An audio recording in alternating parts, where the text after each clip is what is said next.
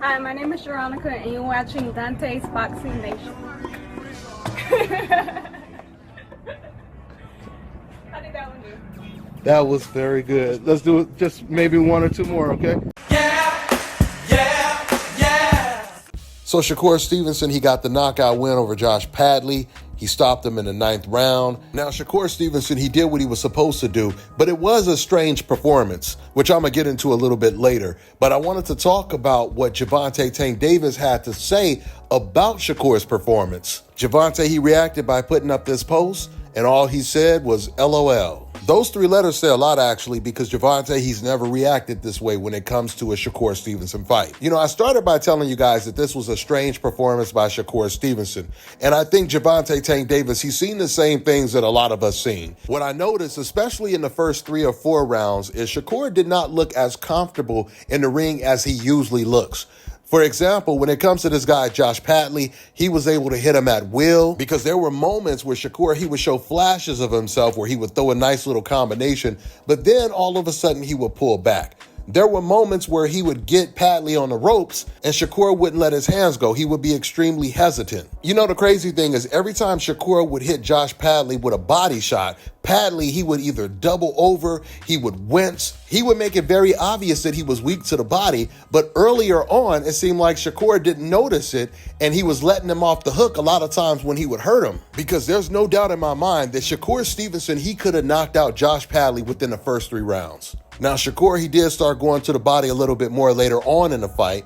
And once again, Padley, he fell apart once he started getting hit with all those consecutive body shots. Shakur Stevenson, he was hot and cold throughout this entire fight. And I felt a lot of it was psychological. You know, because Shakur is such an internet type of person. You know, he usually caters to what a lot of people say on the internet about him. I feel like he was really thinking in his head, what if this guy catches me with something stupid? I feel like Shakur was also thinking about what Gervonta Tank Davis had said when Gervonta said, man, I don't want to get embarrassed. My worst fear is getting embarrassed and being a meme on the internet for years and years. I really feel like that was in the back of Shakur's mind when he was fighting this guy, Josh Padley.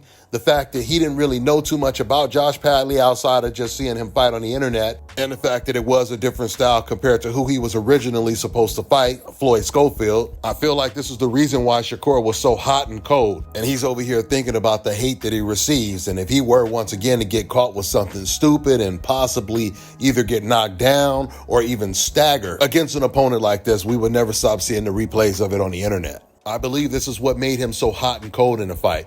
And it was funny because I was watching this fight listening to the UK commentators. And even though they are definitely not as biased as Todd Grisham, they made it very clear that Shakur Stevenson was the only fighter on this entire card that was expected to do more, even when he was dominating the fight. Because they didn't say that when it came to Shiraz fighting against Adames. We know Shiraz didn't really do too much. He moved around the ring, you know, he threw his jab, and they were praising him for it. But of course, when it comes to fighters on a coincidental list, they are always held to a higher standard. So the commentators, they started off by acknowledging that Shakur Stevenson was obviously dominating the fight. And then they would say, yeah, but we want to see more. We want to see more, right? And then Shakur would give them more. And then they would say, no, but we want to see more than that. We want to see more razzle and dazzle. They kept saying, you know, Shakur, he keeps talking about how he's one of the best fighters. So he's supposed to do this and he's supposed to do that, right? So once again, every time when Shakur Stevenson would raise the bar in this fight, the commentators, they would raise the bar. So then they would say, oh yeah, but even though he's doing more and he's giving us the razzle and dazzle, if he doesn't get the knockout, this will not be considered an impressive performance. So Shakur Stevenson, obviously, he gets the knockout win. And once he got the knockout win, the commentators, they didn't sound too happy about it. It came off as if deep down they were actually hoping he wouldn't get the knockout so they could criticize him for not getting the knockout. If you are the type of person that likes to listen to the commentary while you're watching this fight, just pay attention to what they say and how they say it when they're talking about fighters on a coincidental list versus fighters on the hope list. You will never hear them say a fighter on the hope list, even though he's winning the fight and dominating, it won't be considered an impressive performance unless he gets the knockout. We know what time it is. So hopefully we get Gervonta versus Shakur next. After this performance, I would not be surprised if they have Gervonta Tank Davis as a massive favorite to beat Shakur. But we still have to see how Gervonta is going to look next weekend. With that being said, I'm going to wrap this video up. That's all I got for now, guys. I'm on to the next one.